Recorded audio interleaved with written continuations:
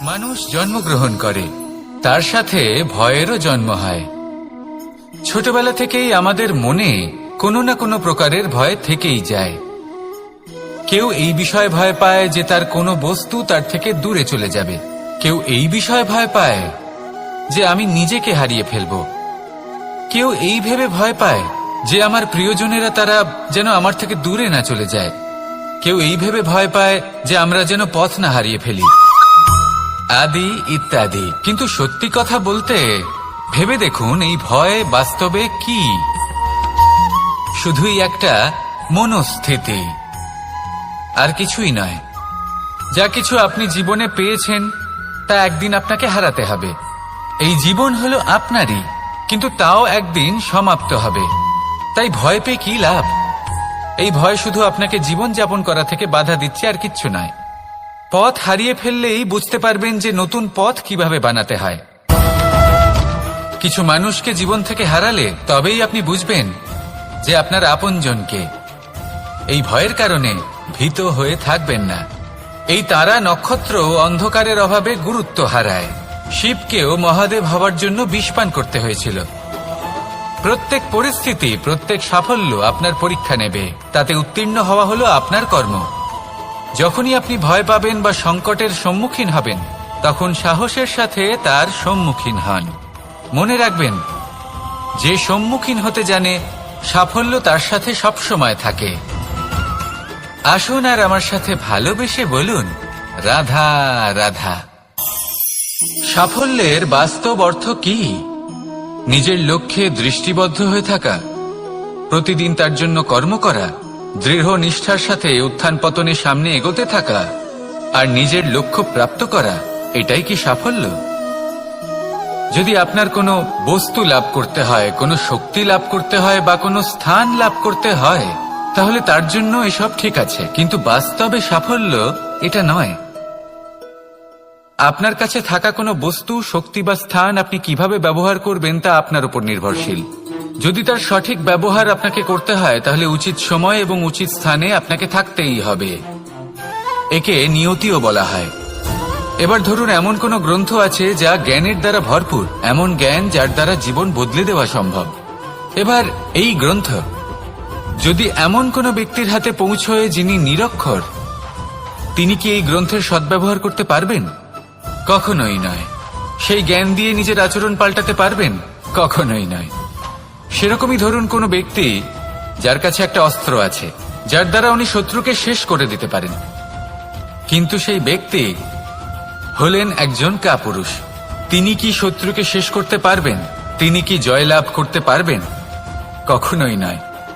আপনার কাছে কি আছে তার থেকেও বেশি গুরুত্বপূর্ণ আপনি তা দিয়ে কি করবেন। উচিত ব্যক্তির সাথে উচিত সময় উচিত স্থানে থাকা বেশি গুরুত্বপূর্ণ। নিজের গুণের সাথে, নিজের শক্তির সাথে, নিজের জ্ঞানের সাথে উচিত সময় উচিত স্থানে অন্যের যন্ত্রণাকে দূর করা, অন্যের জীবনকে আরো সুন্দর করে তোলা, এটাই হলো সাফল্য। তাহলে সাফল্যের বাস্তব অর্থ বুঝুন, অর্থাৎ নিজেকে আরো প্রসন্ন রাখুন, আর আমার সাথে ভালোবেসে বলুন, রাধা রাধা। বুদ্ধি আর বিবেকের পার্থক্য কোথায় তা নিয়ে এই সংসার অনেক কিছুই ভাবে। কিছু মানুষ ভাবেন যে এই দুই হলো একই, কিন্তু যদি সত্যি কথা বলি তাহলে এই দুইয়ের মধ্যে একটা অমূল্য পার্থক্য আছে, আর তা হলো এটা যে বুদ্ধির সম্পর্ক হলো মস্তিষ্কের সাথে, আর বিবেকের সম্পর্ক হলো হৃদয়ের সাথে। যে কোনো বুদ্ধিমান মানুষ কি করেন? নিজের মতন করে এই সংসারকে বদলে ফেলতে চেষ্টা করেন। একজন বিবেকশীল মানুষ কি করেন? নিজের অন্তরকে, নিজের মনকে বদলে ফেলতে চেষ্টা করেন, কারণ মানুষের সংসার এই মনের মধ্যেই বসবাস করে। তাই নিজের বুদ্ধির ব্যবহার অবশ্যই করুন, কিন্তু তাতে বিবেকের লাগামটা অবশ্যই শক্ত হাতে ধরবেন। আসুন আমার সাথে ভালোবেসে বলুন, রাধা রাধা। মানুষের মধ্যে একটা বিচিত্র প্রবৃত্তি থাকে, অন্য সকলের বিষয়ে, তাদের জীবনের বিষয়ে, তাদের ব্যক্তিত্বের বিষয়ে, তাদের ভবিষ্যতের বিষয়ে অনুমান করা। এটা হলো অনুচিত।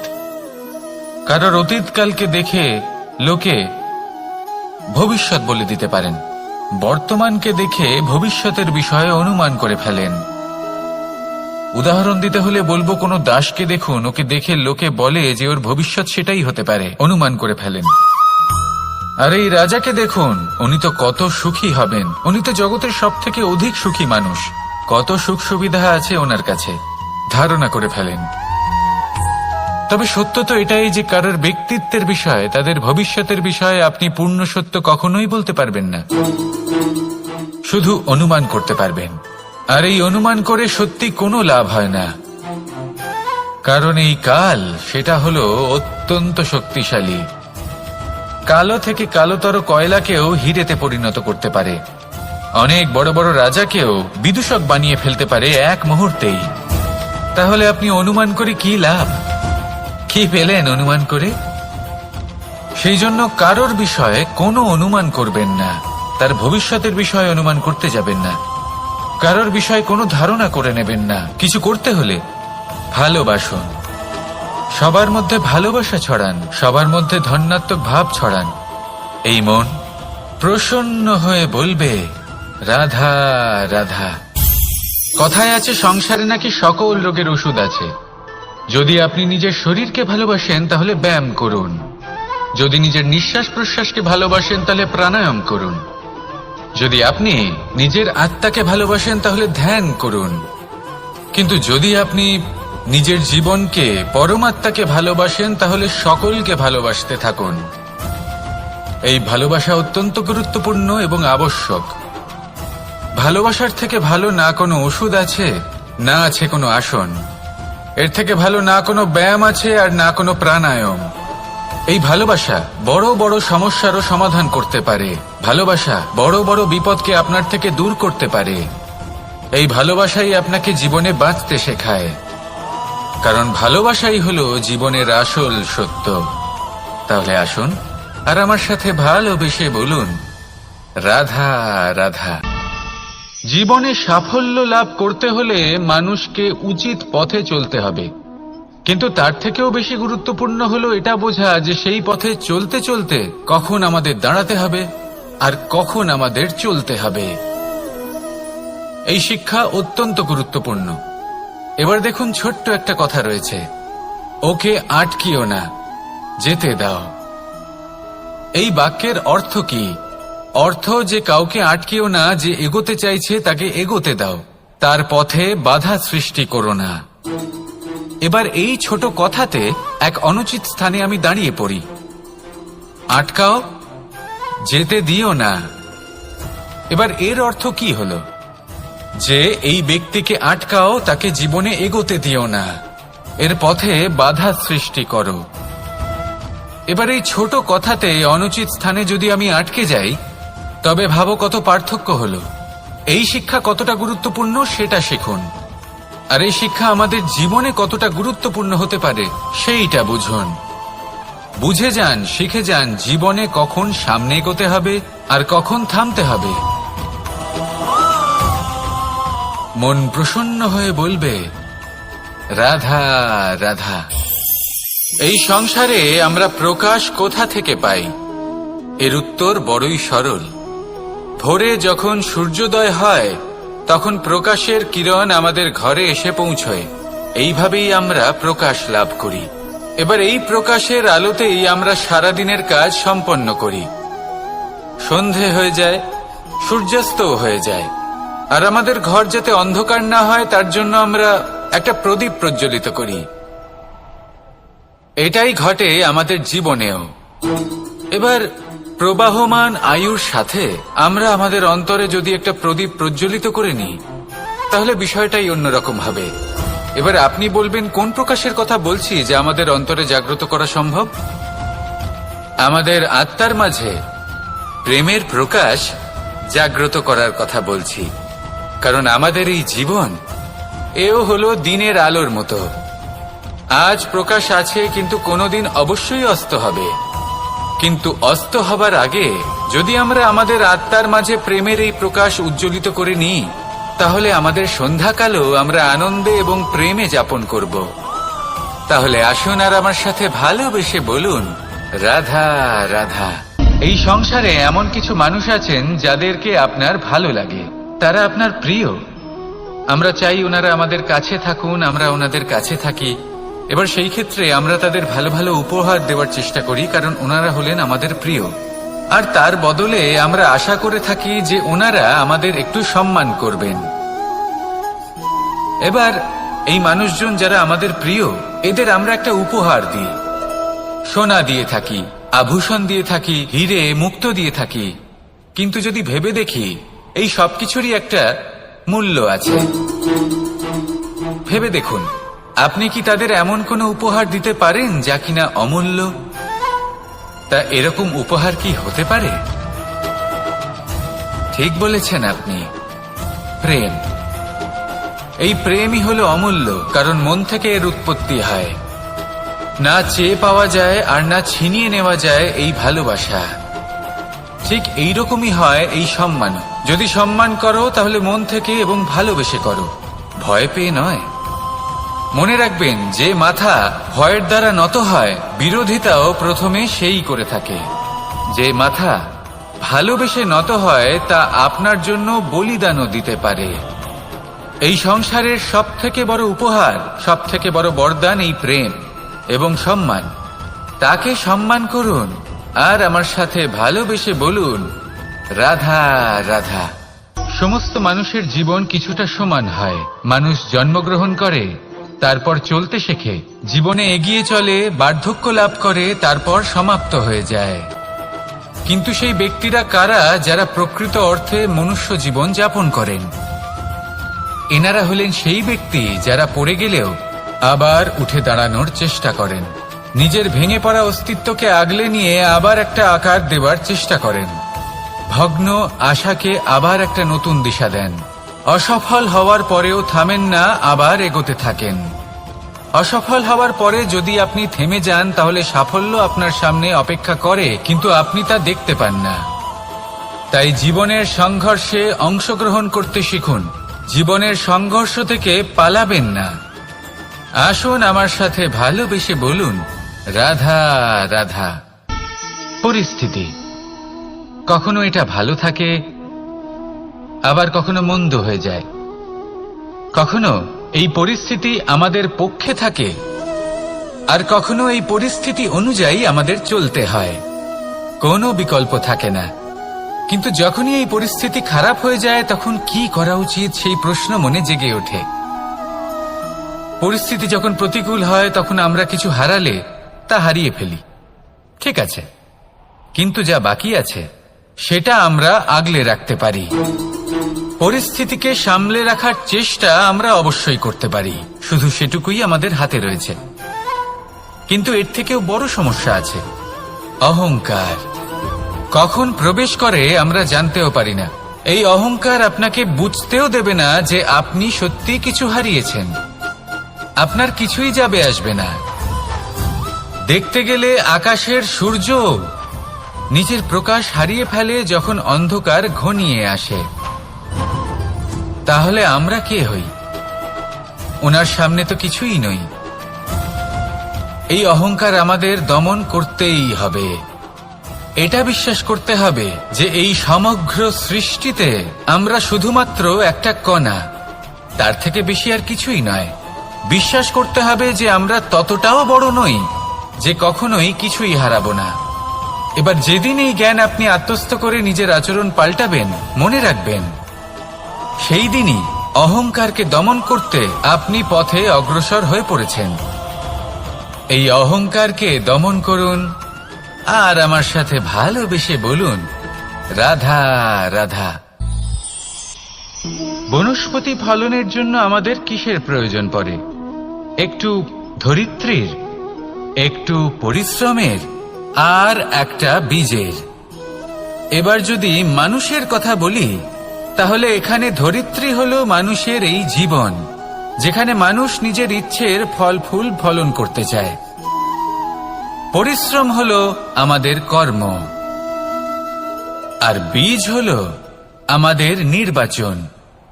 আমাদের বেছে নিতে হবে যে আমরা কি বপন করব, আম নাকি ফণি মনসা। এর মধ্যে আমরা কি পেতে চাই? রসালো ফলের ফলন চাই নাকি কাঁটার ফলন চাই, তা আমাদের উপর নির্ভরশীল।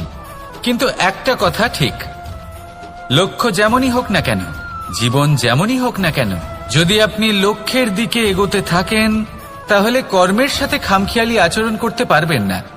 যদি আপনি এমন করেন তাহলে এটা আপনাকে একটা অনুচিত লক্ষ্যে পৌঁছে দেবে, সেটা কিন্তু নিশ্চিত।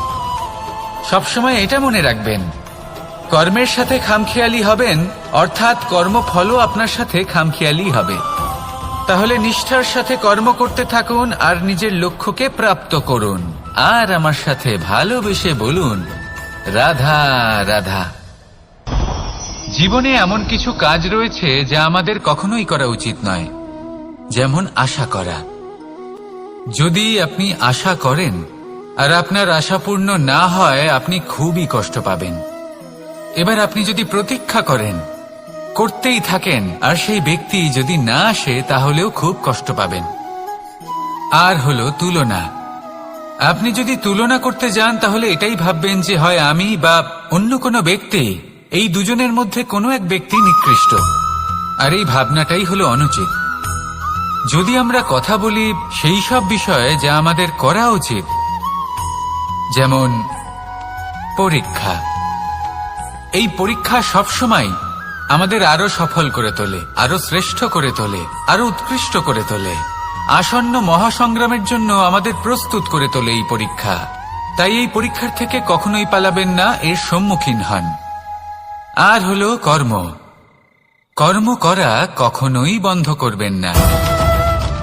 তুলনা করার বদলে কর্ম করুন, প্রতীক্ষা করার বদলে কর্ম করুন, আর আশা করার বদলে কর্মই করুন।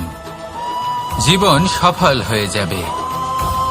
দেখুন, সবার শেষে সত্যি বলতে এই কর্ম আর এই পরীক্ষা, এই দুই আমাদের জীবনকে সুখী করে তুলতে পারে।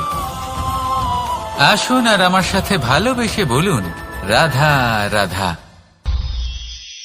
এই জীবন কিভাবে বদলানো সম্ভব? কিছু মানুষ বলেন যে নিরন্তর কাজ করলে, পুরুষার্থ পালন করলে এই জীবন বদলে ফেলা সম্ভব। আজ আমি আপনাকে বোঝাবো যে এক মুহূর্ত, সময় আর সিদ্ধান্ত কতটা গুরুত্বপূর্ণ হয়। এক মুহূর্তই যথেষ্ট। একটা মুহূর্ত এত শক্তিশালী হতে পারে যে তা আপনার সমগ্র জীবন পাল্টে দিতে পারে। এমন এক সময় ছিল শ্রীরামের কাছে, যখন ওনাকে সিদ্ধান্ত নিতে হয় যে উনি নিজের পিতার আদেশ পালন করতে বনবাসে যাবেন নাকি যাবেন না। উনি সেই আদেশ পালন করেছিলেন, তারপর সময় অনুসারে উপযুক্ত সিদ্ধান্ত নিলেন। আর আজ সকলের মনে বসবাস করেন শ্রীরাম। আর অন্যদিকে আছে রাবণ। ওনার কাছে একটা সময় ছিল, একটা সুযোগ ছিল নিজের প্রারব্ধকে শুভ করে তোলার। উনি ভুল করলেন আর মৃত্যু লাভ করলেন। নির্বাচন সবসময় আপনার হাতে, শুধু আপনাকে সময়কে বুঝতে হবে, সেই মুহূর্তকে বুঝতে হবে আর উচিত সিদ্ধান্ত নিতে হবে, ব্যাস। বুঝতে শিখুন এই সময়ের দাবি কি, বুঝতে শিখুন এই সময়ের ইচ্ছে কি, আর উচিত সিদ্ধান্ত নিন। আর আমার সাথে ভালোবেসে বলুন, রাধা রাধা। মানুষের শরীর থেকে যা কিছু নির্গত হয় সবই পচনশীল, তা থেকে দুর্গন্ধ বেরোয়, একটা ঘৃণাবোধ জন্ম নেয়। আমাদের রক্ত হোক, অবশিষ্ট হোক, ঘাম হোক, নিঃশ্বাস হোক, আবার এমনকি যখন আমরা মনুষ্য শরীর ত্যাগ করি তারপরেও এই শরীরেও পচন ধরে, তার থেকে দুর্গন্ধ বেরোয়। কিন্তু বিষয়টা হলো এটা আমাদের হাতেই নেই। তাহলে আমাদের হাতে কি রয়েছে? আমাদের কর্ম, আমাদের উদ্দেশ্য আর আমাদের বাণী।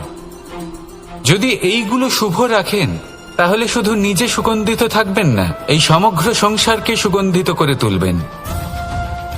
কথায় আছে যে বাণীর থেকে অধিক মূল্যবান আর কিছুই নেই। সেই জন্য যে কোনো কথা বলার আগে নিজের শব্দকে নিজের মনের তুলাদণ্ডে মেপে দেখুন, তারপরে তার প্রয়োগ করুন। কখনো কখনো এমনও হতে পারে যে আপনার কথা কারোর জীবনে আশীর্বাদ হয়ে দাঁড়ালো, যার দ্বারা হয়তো সে শক্তি এবং প্রসন্নতা লাভ করলো। আবার এমনও হতে পারে যে আপনার কথা হয়তো কারোর মনে এমন আঘাত দিল, সে সেই আঘাত কোনোদিনও ভুলতে পারল না। আসুন আমার সাথে ভালোবেসে বলুন, রাধা রাধা। ইচ্ছে এবং চেষ্টা এই দুই মানুষের মধ্যে আছে, কিন্তু এই দুইয়ের মধ্যে সামঞ্জস্য থাকা খুব প্রয়োজন। আপনার যা ইচ্ছে সেটা পূর্ণ করার জন্য চেষ্টার প্রয়োজন তো অবশ্যই। আপনি যে স্বপ্ন দেখেন সেটা পূর্ণ করার জন্য নিদ্রা ত্যাগ করে চেষ্টা করা অত্যন্ত প্রয়োজনীয়, নয়তো এই স্বপ্ন কখনোই পূর্ণ হবে না। যদি আপনি কোনো প্রশ্নের উত্তর চান তাহলেও আপনাকে চেষ্টা করতেই হবে। জীবনে যদি সামনে এগোতে হয় তাহলে পাকে কষ্ট দিয়ে সামনে এগোতে হবে, চেষ্টা অবশ্যই করতে হবে। যদি আপনি চেষ্টা না করেন, পরিশ্রম না করেন, তাহলে এই সংসার আপনাকে পেছনে ফেলে সামনে এগিয়ে যাবে। নিজের ইচ্ছেগুলিকে মন থেকে বাস্তবে আনুন আর চেষ্টার দ্বারা তাকে সার্থক করুন। এই মন প্রসন্ন হয়ে বলবে, রাধা রাধা। জীবনে কখনো সাফল্য আসে, আবার কখনো অসফলতা, কখনো আশা পাওয়া যায়, কখনো নিরাশা, কখনো জয় লাভ করি, আবার কখনো পরাজয়। এর পেছনের কারণটা জানা অত্যন্ত প্রয়োজনীয়। যদি আমি পরাজয়ের কথা বলি, যখনই আমরা পরাজয় লাভ করি আমরা ভাবতে থাকি যে এমন কেন হলো? আমাদের শত্রু কি বেশি শক্তিশালী ছিল, নাকি আমাদের নীতিতে কোনো খামতি ছিল? এই সমস্ত কারণের পেছনে খুব বড় একটা কারণ থাকে, আর সেই কারণ আমাদের অন্তরে সুপ্ত থাকে। ধরে নিন একটা পথ, তাতে আপনি চলছেন, সেই পথ কাঁটায় পরিপূর্ণ, কিন্তু আপনি পাদুকা পরে রয়েছেন আর আপনি হেঁটে সামনে এগিয়ে যান। এবার এমন একটা পথ এলো যা পুষ্পে ঢাকা, আর আপনি পাদুকা পরে রয়েছেন, কিন্তু আপনার পাদুকাতে একটা পাথর আটকে গেল।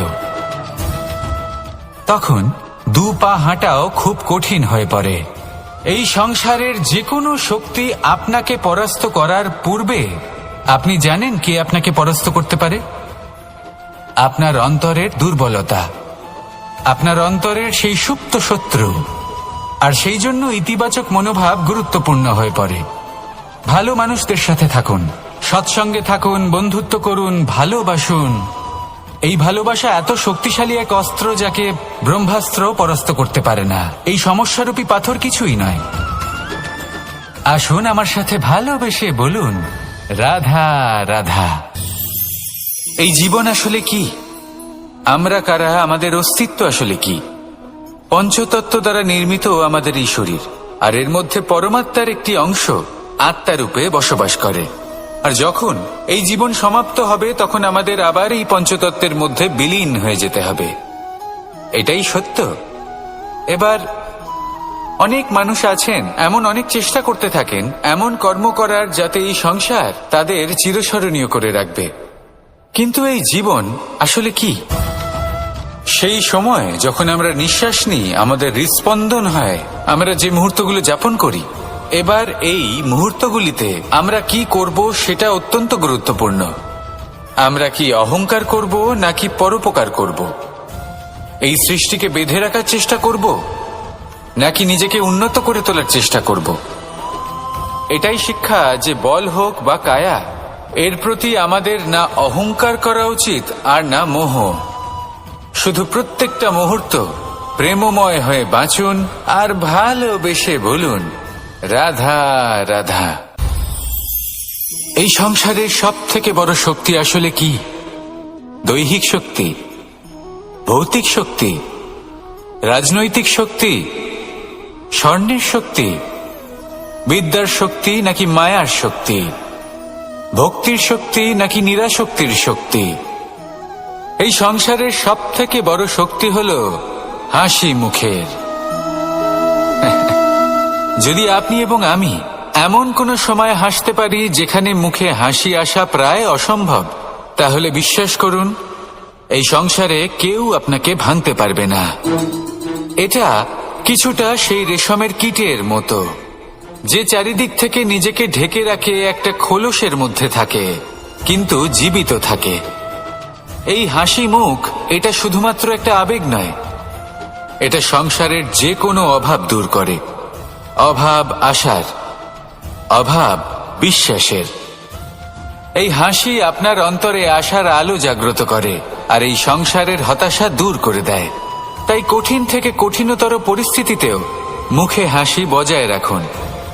এই শক্তি আপনার থেকে কেউ কাটতে পারবে না। আর যদি আপনার কাছে এই শক্তি থাকে তাহলে অন্য কোনো শক্তি আপনাকে বাধা দিতে পারবে না। তাহলে হাসুন আর আমার সাথে ভালোবেসে বলুন, রাধা রাধা। যজ্ঞের আগুনকে শুভ বলে মনে করা হয়, আর সেখানেই চিতার আগুনকে অশুভ মনে করা হয়। এমনটা কেন হয়? এখানে বিষয়টা হলো লক্ষ্য, বিচার এবং সঙ্গের। যখন আমরা যজ্ঞ করি তখন আমাদের লক্ষ্য কি হয়? পরিবেশকে আরো পবিত্র করে তোলা, ইতিবাচক করে তোলা। আমাদের লক্ষ্য শুভ হয়। তারপরে আসে বিচার। এই পরিস্থিতিতে সেই বিচার হলো অগ্নি। স্ফুলিঙ্গ থেকে তীব্র আকার ধারণ করে সমস্ত কাঠকে পুড়িয়ে দেয় এবং সুগন্ধ ছড়িয়ে দেয়। অর্থাৎ যদি আপনার লক্ষ্য শুভ হয় তাহলে তার নিজেই শুভ বিচারধারাকে আমন্ত্রণ জানায়। এই শুভ বিচার তখনই আসবে যখন আপনার সংকল্প শুভ হবে। অন্যদিকে হলো চিতার আগুন। এর লক্ষ্য কি? একটা দেহকে পরধামে পৌঁছে দেওয়া। সবার শেষে সবকিছু আপনার উপরে নির্ভরশীল যে আপনি কোনটা চয়ন করতে চান। আপনার লক্ষ্য যদি শুভ হয় তাহলে আপনার বিচার এবং সঙ্গতি আর তার পরিণাম সবই শুভ হবে। আসুন আর আমার সাথে ভালোবেসে বলুন, রাধা রাধা। এই সংসারের প্রত্যেক বস্তুর, প্রত্যেক পরিস্থিতির, প্রত্যেক আবেগের দুটি দিক আছে। এর মধ্যে পার্থক্য করা সম্ভব শুধুমাত্র দৃষ্টিভঙ্গির দ্বারা। যদি কোনো ব্যক্তি পর্বত শিখরে দাঁড়িয়ে থাকেন তাহলে উনি এটাই দেখতে পাবেন যে এই জলের ধারা সমুদ্রের দিকে বয়ে চলেছে।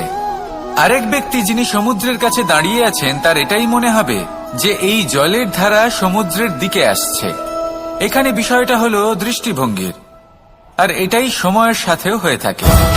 অনেক সময় মানুষ চিন্তিত হয়ে পড়েন, ত্রস্ত হয়ে পড়েন যে তার কাছে হয়তো খুব কম সময় আছে, তাতে তিনি অনেক কিছুই করতে পারবেন না, আর একটু সময় থাকলে খুব ভালো হতো।